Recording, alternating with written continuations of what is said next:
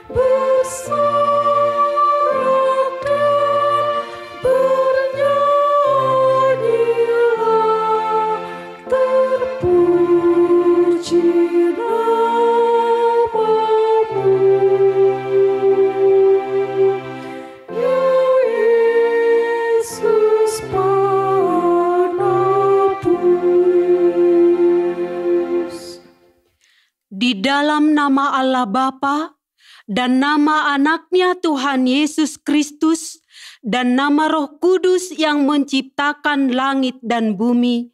Amin. Bersorak-sorailah dan bersukarialah hai putri Sion, sebab sesungguhnya aku datang dan diam di tengah-tengahmu. Demikian firman Tuhan. Haleluya.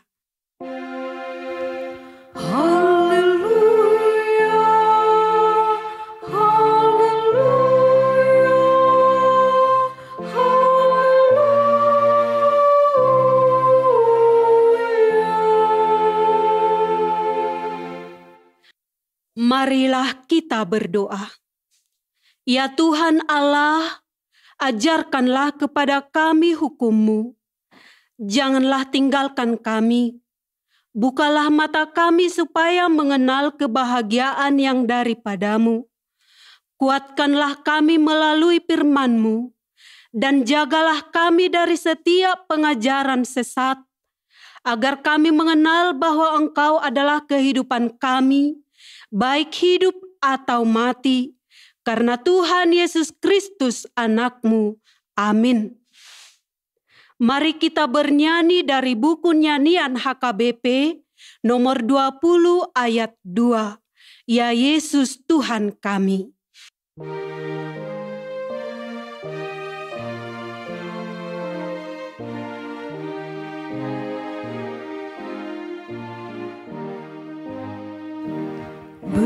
Berilah pertolongan mengikut perintah-Mu, dan juga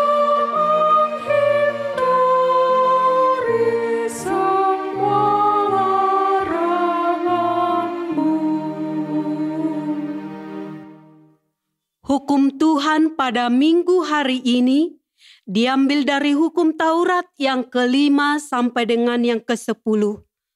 Hukum Taurat ke-5. Hormatilah ayah dan ibumu, supaya lanjut umurmu di bumi yang diberikan Tuhan Allahmu kepadamu. Hukum Taurat ke-6, jangan membunuh. Hukum Taurat ke-7, jangan berzina. Hukum Taurat ke-8, jangan mencuri.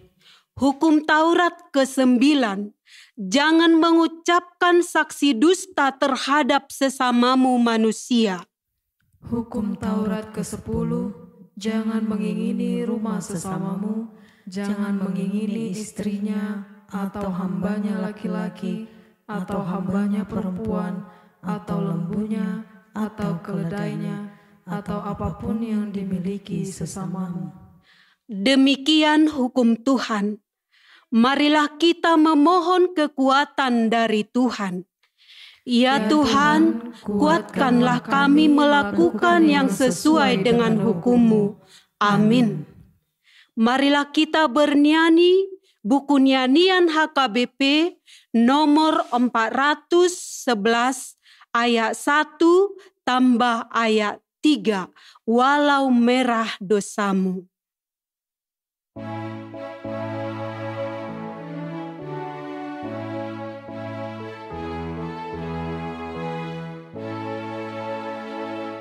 Walau merah dosamu, suci karena darahku.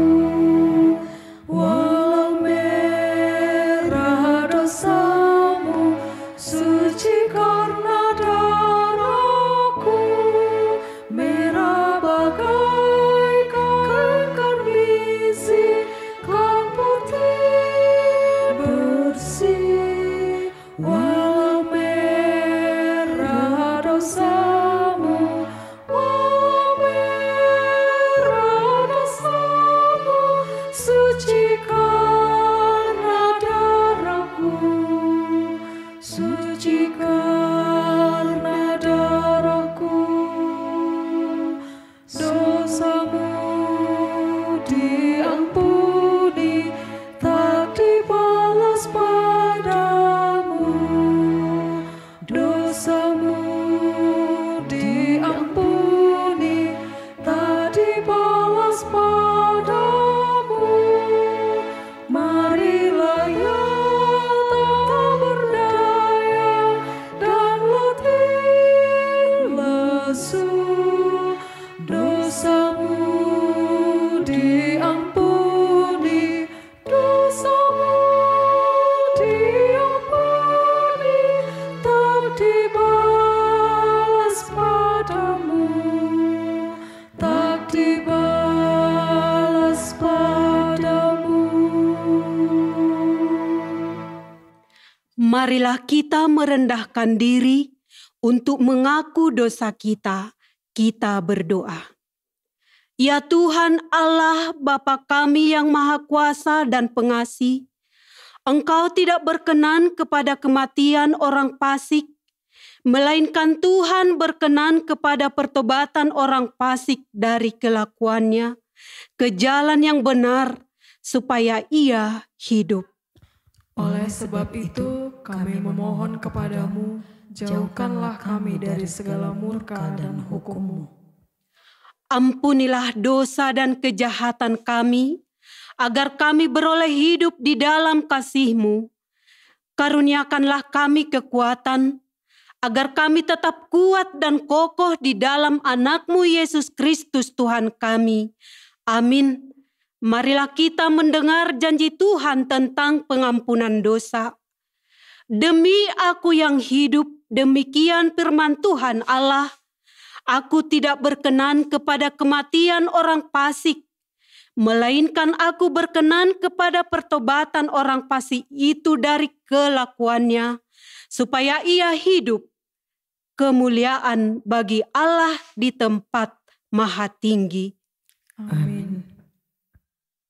Marilah kita bernyanyi dari buku nyanyian HKBP nomor 503 ayat 1. Engkau lelah sahabatku.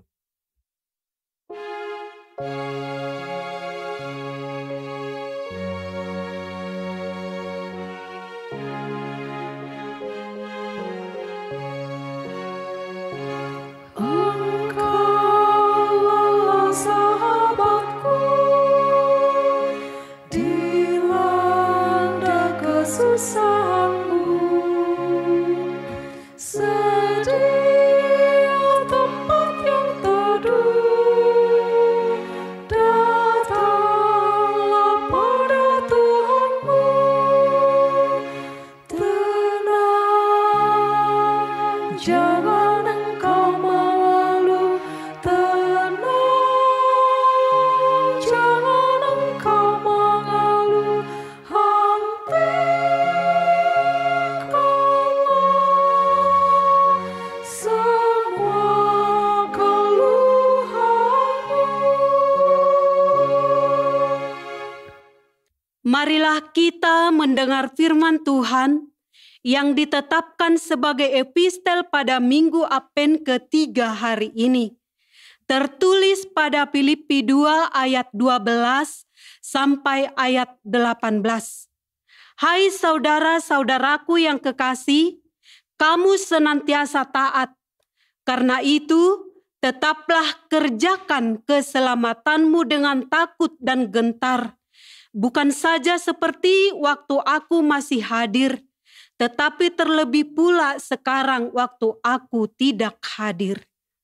Karena Allah lah yang mengerjakan di dalam kamu, baik kemauan maupun pekerjaan menurut kerelaannya.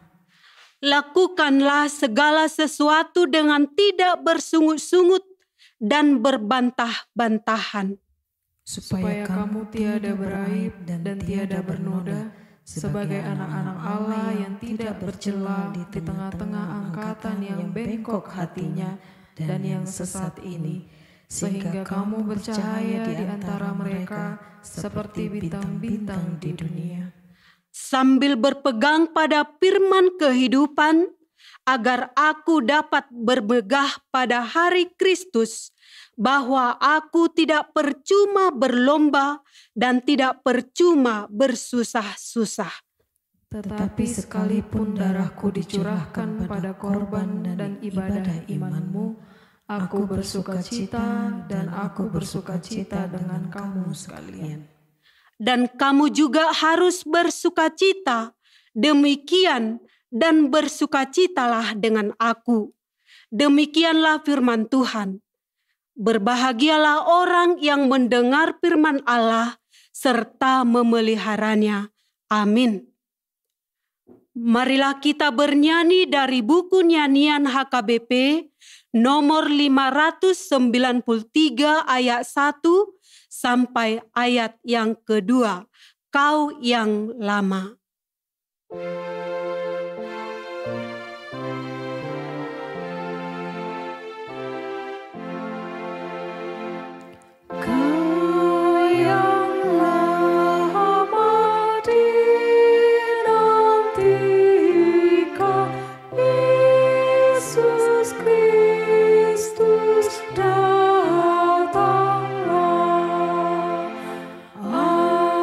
Agar kami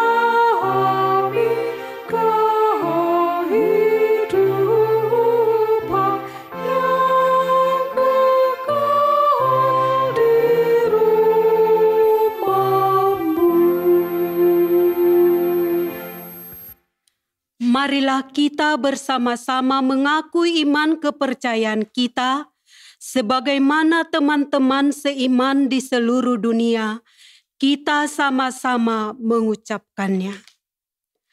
Aku percaya kepada Allah, Bapa yang Maha Kuasa, Khalik langit dan bumi. Aku percaya kepada Yesus Kristus, Anaknya yang tunggal Tuhan kita, yang dikandung daripada Roh Kudus, lahir dari anak darah Maria, yang menderita sengsara di bawah pemerintahan Pontius Pilatus, disalibkan, mati dan dikuburkan, yang turun ke dalam kerajaan maut, pada hari yang ketiga, bangkit pula dari antara orang mati, naik ke surga, duduk di sebelah kanan Allah, Bapa yang Maha Kuasa. Dari sana akan datang kelak untuk menghakimi orang yang hidup dan yang mati. Aku percaya kepada Roh Kudus dan adanya satu gereja yang kudus, persekutuan orang kudus, pengampunan dosa, kebangkitan daging, dan hidup yang kekal. Amin. Marilah kita bernyanyi dari buku nyanyian HKBP nomor 591 ayat 1 sampai ayat yang kedua, Putri Sion, dan mengumpulkan persembahan 1A, 1B.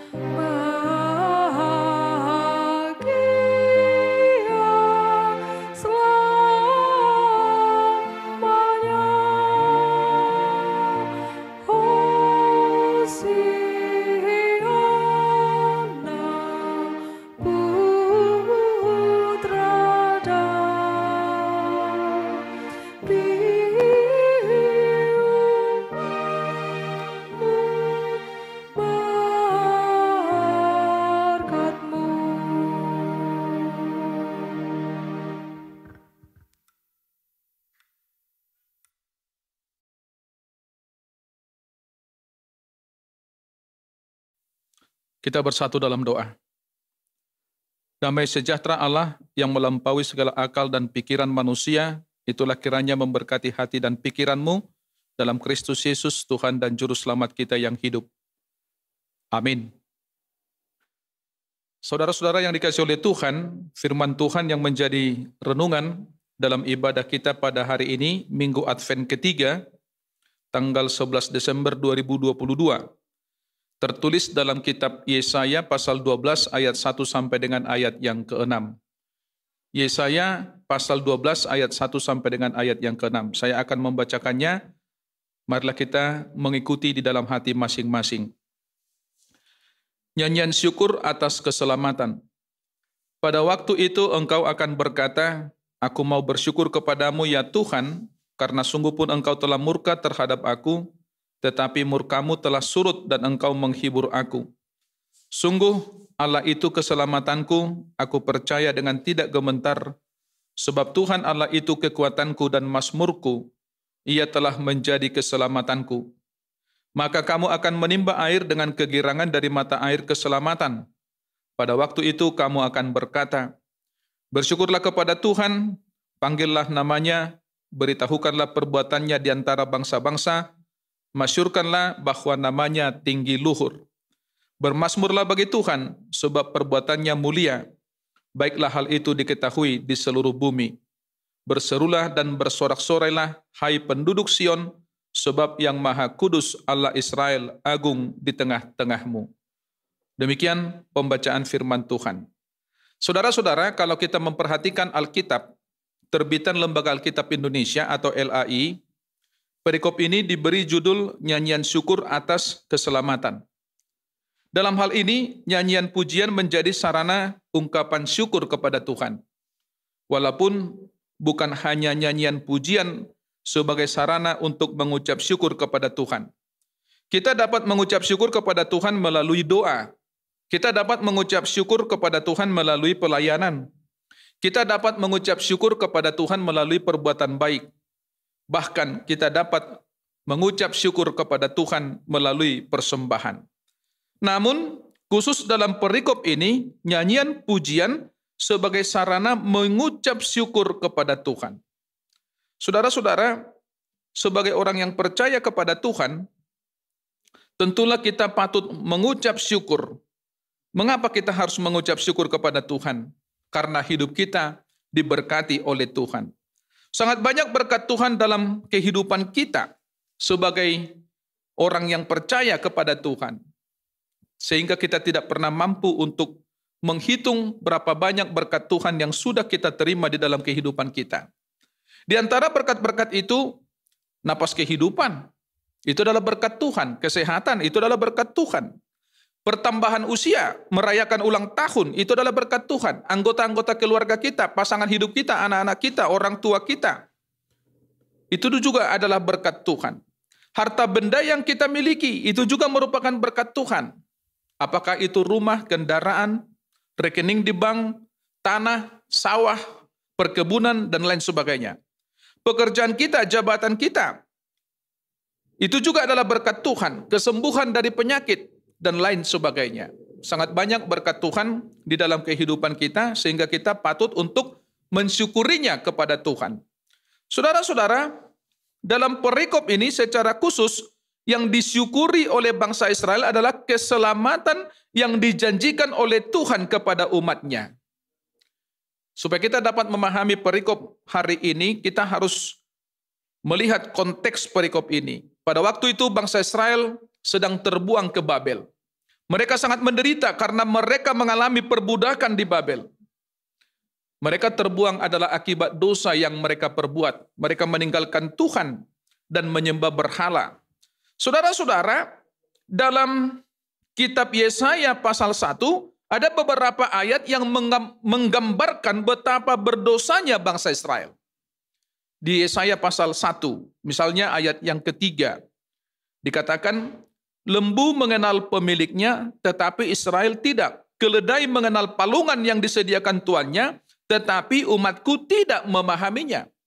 Di ayat 17, belajarlah berbuat baik, usahakanlah keadilan, kendalikanlah orang kejam, belalah hak anak-anak yatim, perjuangkanlah perkara janda-janda.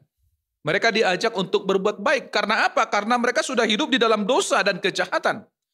Dalam ayat 21, bagaimana ini?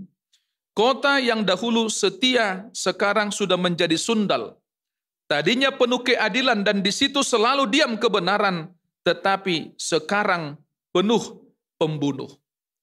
Saudara-saudara, itulah beberapa ayat yang menjadi gambaran betapa berdosanya bangsa Israel sehingga bangsa Israel dihukum oleh Tuhan melalui pembuangan Babel. tentulah orang yang terjajah, orang yang terbuang, bahkan orang yang diperbudak, menginginkan kebebasan dan kemerdekaan, dan itulah yang dijanjikan oleh Tuhan kepada bangsa Israel. Namun, janji Tuhan itu bukan hanya kebebasan dan keselamatan dari perbudakan di Babel, tetapi juga keselamatan dari belenggu dosa, maut, dan juga kematian. Hal ini sudah dinyatakan di Yesaya pasal 11, pasal sebelumnya, sebelum nats khotbah kita pada hari ini, terutama ayat 1 dan ayat yang kedua. Saya akan membacakannya. Suatu tunas akan keluar dari tunggul Isai, dan taruk yang akan tumbuh dari pangkalnya akan berbuah.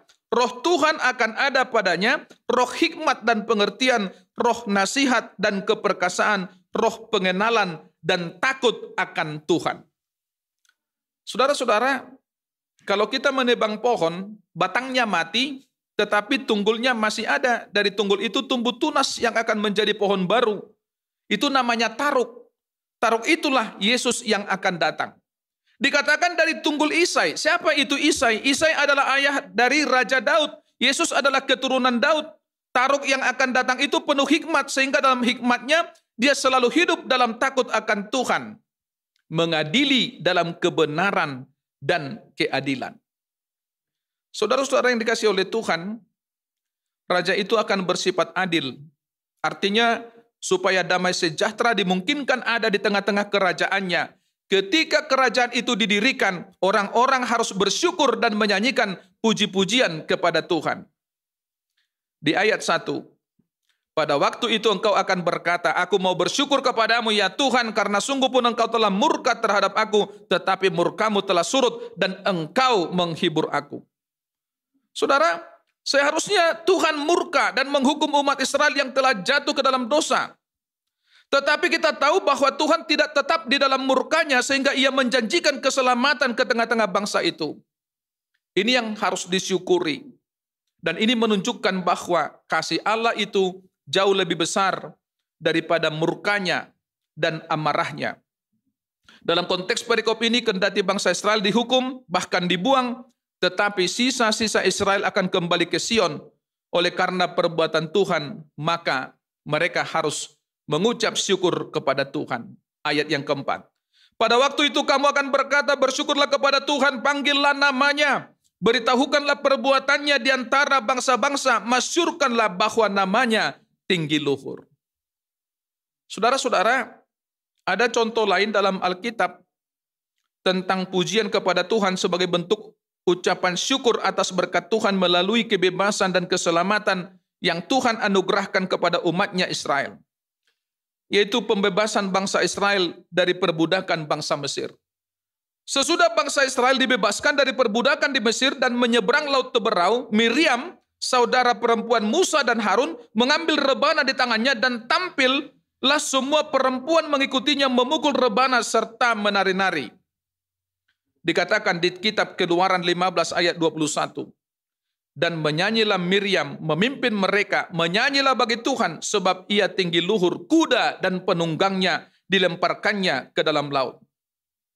Saudara, melalui nyanyian pujian itu, umat Israel mau bersyukur kepada Tuhan dan bersuka cita karena Tuhan telah membebaskan dan menyelamatkan mereka dari musuh mereka, dari kejaran tentara Firaun, dari penjajahan bangsa Mesir. Itulah yang mereka syukuri, sehingga mereka bernyanyi dan memuji Tuhan. Saudara-saudara, dalam kitab Mazmur juga kita dapat menemukan ayat-ayat yang merupakan gambaran pengucapan syukur kepada Tuhan.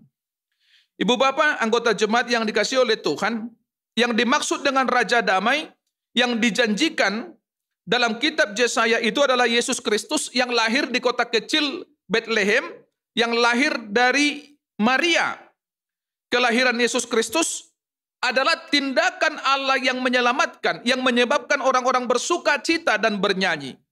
Kelahiran Yesus itu juga mendatangkan sukacita bagi ibunya Maria, sehingga ia juga bernyanyi dan bersyukur kepada Tuhan.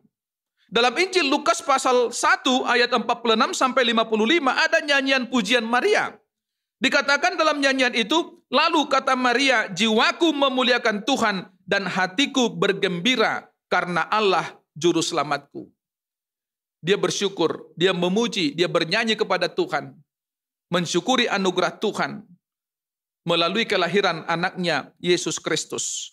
Pada waktu Yesus lahir, seorang malaikat berdiri di depan gembala-gembala di padang dan berkata, "Jangan takut, sebab sesungguhnya aku memberitakan kepadamu kesukaan besar untuk seluruh bangsa. Hari ini telah lahir bagimu juru selamat, yaitu Kristus Tuhan di kota Daud."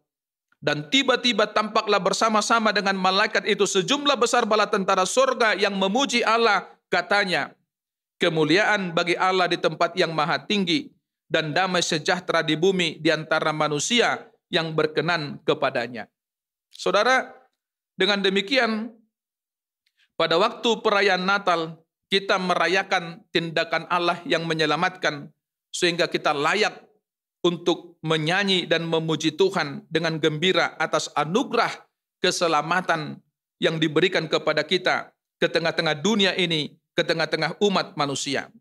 Saudara-saudara, sejak zaman gereja mula-mula orang Kristen telah menyanyikan lagu-lagu Natal.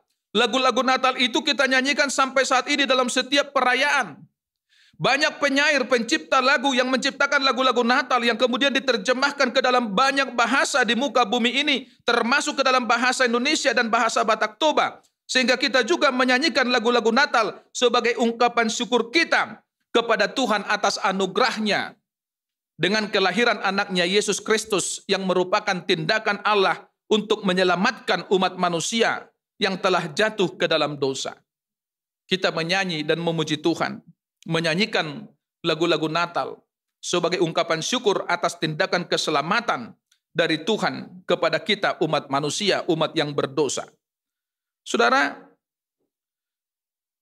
bahwa sisa Israel dalam perjanjian lama digenapi dalam pemilihan dan pembentukan jemaat pertama. Israel lama tetap ada, tetapi gereja adalah cabang atau ranting yang dicangkokkan kepada pohon Israel itu. Berdirilah persekutuan orang-orang yang percaya kepada Tuhan Yesus, yaitu gereja.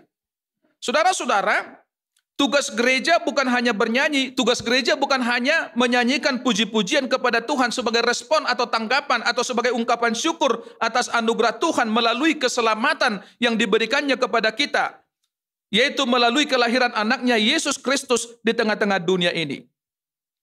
Tetapi ada banyak tugas gereja sebagai tubuh Kristus di tengah-tengah dunia ini sebagai respon atas anugerah Tuhan melalui tindakan keselamatan yang diberikannya kepada kita. Saya mencatat beberapa hal. Yang pertama, gereja harus menjadi garam dan terang dunia. Kita tahu bahwa garam berfungsi memberi rasa pada makanan. Makanan tanpa garam akan terasa hambar. Itu artinya bahwa kehadiran gereja di tengah-tengah masyarakat harus memberi rasa yang enak. Inilah salah satu tugas gereja di tengah-tengah dunia ini. Tidak kelihatan, senyap, tidak menggebu-gebu, tetapi terasa dan dibutuhkan. Kemudian umat yang percaya atau gereja juga ditugaskan untuk menjadi terang, menerangi kegelapan. Kegelapan itu adalah gambaran dari kehidupan di dalam dosa dan kejahatan. Kehadiran orang Kristen untuk menerangi kegelapan, menerangi orang-orang yang hidup di dalam dosa dan kejahatan supaya mereka kembali kepada Tuhan. Sumber terang adalah pelita.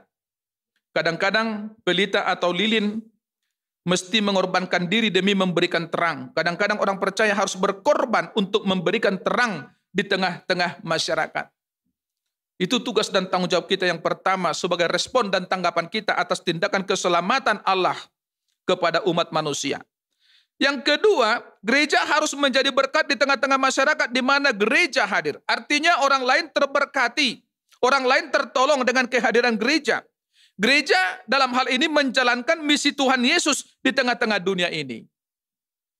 Di tengah-tengah kemiskinan, dapatkah gereja hadir untuk berjuang bersama masyarakat keluar dari kemiskinan? Di tengah-tengah ketidakadilan, dapatkah gereja hadir memelopori penegakan keadilan? Di tengah-tengah perjuangan melawan KKN, kolusi, korupsi, dan nepotisme, dapatkah gereja hadir dengan pertama-tama memperlihatkan teladan dengan tidak melakukan KKN? Saudara, dalam kaitan dengan gereja menjadi berkat, puji Tuhan bahwa gereja hadir di tengah-tengah masyarakat yang mengalami bencana alam, terutama gempa bumi. Ketika beberapa waktu yang lalu terjadi gempa bumi di Tapanuli Utara dan kantor pusat HKBP melakukan penggalangan dana, banyak warga jemaat yang sangat antusias memberikan dukungan dana sebagai bentuk pertolongan kepada sesamanya yang mengalami penderitaan. Ketika 2 minggu yang lalu terjadi gempa bumi di Cianjur, Jawa Barat, gereja HKBP juga bergerak cepat memberikan bantuan. Itu artinya gereja menjadi berkat. Dan itu sudah dilakukan oleh gereja di banyak tempat. Dan itu juga sebagai tanggapan atau respon kita sebagai umat yang percaya atas tindakan Tuhan yang menyelamatkan. Gereja dalam hal ini orang Kristen atau orang percaya harus melakukan tindakan pembebasan. Ini yang ketiga. Maka orang percaya tidak boleh menjadi pelaku penindasan di tengah-tengah masyarakat. Karena Yesus Kristus, Raja Gereja, telah membebaskan kita dari belenggu dosa, maut, dan kematian melalui kematiannya di kayu salib, maka kita sebagai gereja harus melakukan tindakan-tindakan pembebasan kepada orang-orang yang tertindas oleh berbagai hal dalam kehidupannya. Rumusannya sangat sederhana. Dibebaskan untuk membebaskan, diselamatkan untuk menyelamatkan. Saudara, bila tugas-tugas ini dapat dilakukan oleh gereja di tengah-tengah masyarakat, maka kehadiran gereja tidak lagi akan dicurigai, melainkan gereja telah menjalankan misi Tuhan Yesus di tengah-tengah dunia ini. Yaitu, ketika aku lapar, kamu memberi aku makan. Ketika aku haus, kamu memberi aku minum. Ketika aku orang asing, kamu memberi aku tumpangan. Ketika aku telanjang, kamu memberi aku pakaian. Ketika aku sakit, kamu melawat aku. Ketika aku di dalam penjara, kamu mengunjungi aku. Matius 25 ayat 35 sampai 36.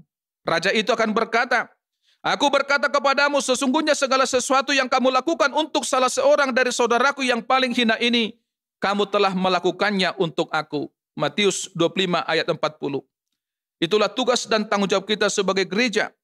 Bukan hanya bernyanyi, menyanyikan nyanyian pujian sebagai respon atas tindakan Allah yang menyelamatkan.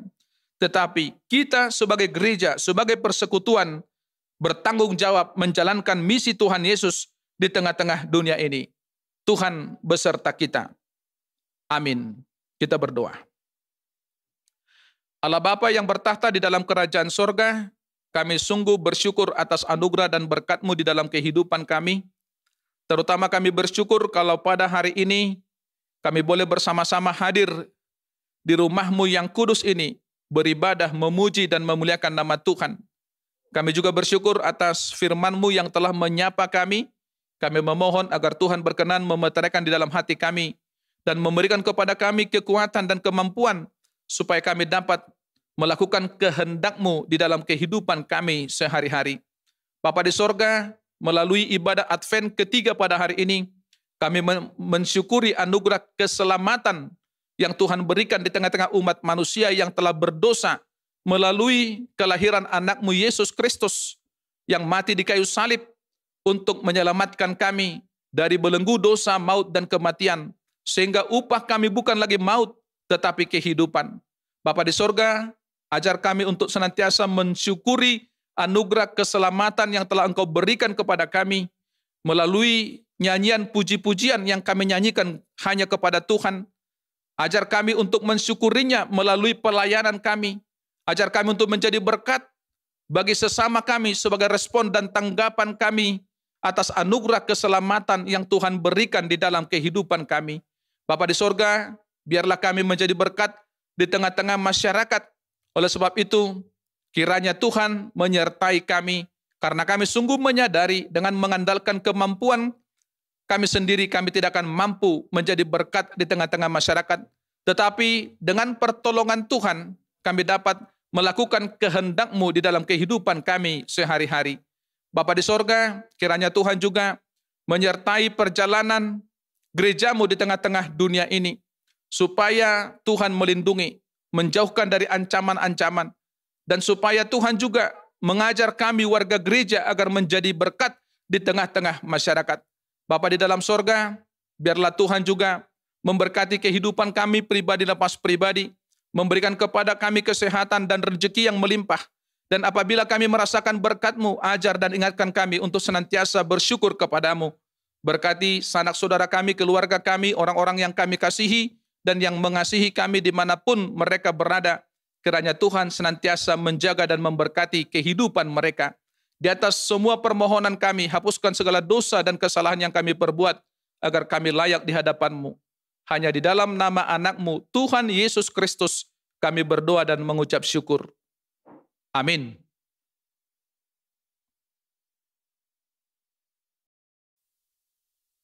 Marilah kita bernyanyi dari buku nyanyian HKBP nomor 43, ayat 1 dan ayat yang kedua, sambil mengumpulkan persembahan.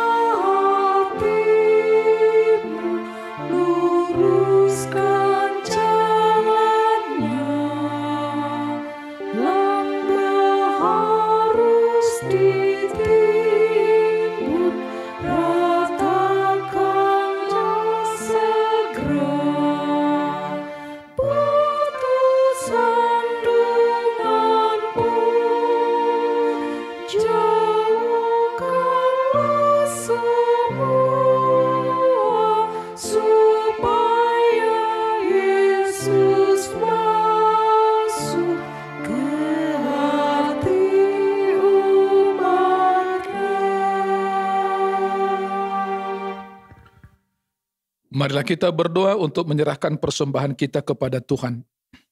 Ya Allah Bapa kami yang di sorga, kami mengaku bahwa Tuhan adalah sumber dari segala karunia yang melimpah dalam kehidupan kami masing-masing. Sebahagian daripada karunia itu kami serahkan kembali sebagai persembahan kepada Tuhan. Terimalah dan berkatilah persembahan umat-Mu ini, agar dapat kami pergunakan untuk pekerjaan dan pelayanan kerajaan Tuhan di dunia ini. Bukalah hati kami untuk mengenal betapa banyak berkat dan karunia yang kami peroleh dari Tuhan, supaya kami senantiasa bersyukur kepada-Mu di dalam nama Yesus Kristus Tuhan kami. Amin.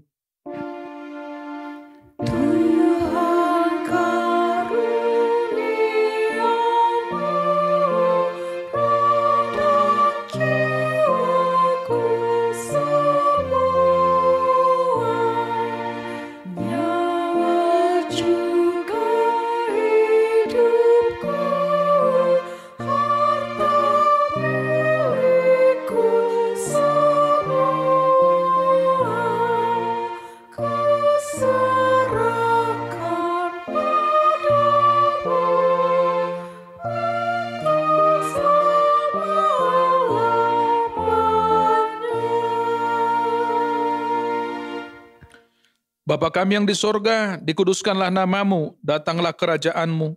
Jadilah kehendak-Mu di bumi seperti di sorga. Berikanlah kami pada hari ini makanan kami yang secukupnya, dan ampunilah kami akan kesalahan kami, seperti kami juga telah mengampuni orang yang bersalah kepada kami. Dan janganlah membawa kami ke dalam pencobaan, tetapi lepaskanlah kami daripada yang jahat.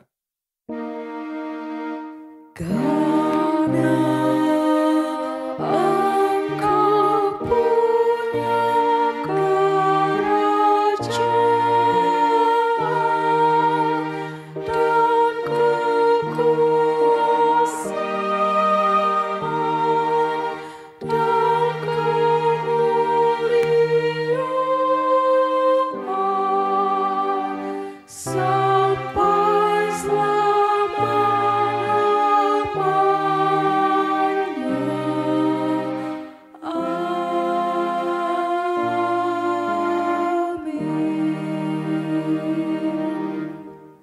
Pulanglah dengan sejahtera dan terimalah berkat Tuhan. Tuhan memberkati dan melindungi engkau. Tuhan menyinarkan wajahnya kepadamu dan memberi engkau kasih karunia. Tuhan menghadapkan wajahnya kepadamu dan memberi engkau damai sejahtera.